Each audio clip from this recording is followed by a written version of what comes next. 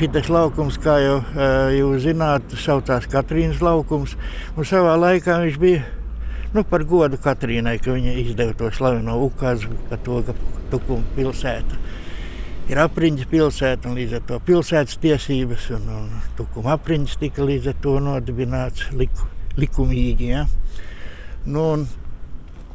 Bet tad radās tāda doma, kāpēc tad nevarētu simbolizēt tā Katrīna pašas Tukuma dāmas.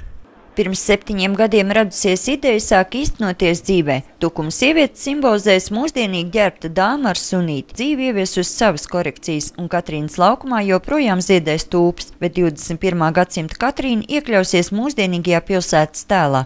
Šobrīd Tukuma Katrīna ir atlieta un notiek krāsošanas darbi. Pats skaistākais process. Krāsaina bronzas skulptūra ir izaicinājums arī pašam māksliniekam. Pats foršākais tas, ka viņa ir krāsaina. Tas īstenībā pirmo reizi, es sen jau domāju par tādu variantu, ka nokrāsot, ka krāsainām skulptūrām jābūt. Un pirmo reizi pēc kādiem 10 gadiem es to realizēju šobrīd.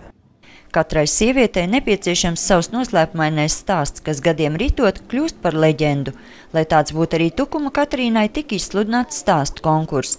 Karā un mierā, sev laikmetu mirklīgos veidos dažādi mainot, ir gājusi Tukuma mūžīgā dāma, caur tumšiem un pustumšiem gadsimtiem, garīgā būtībā, daļa un cēla.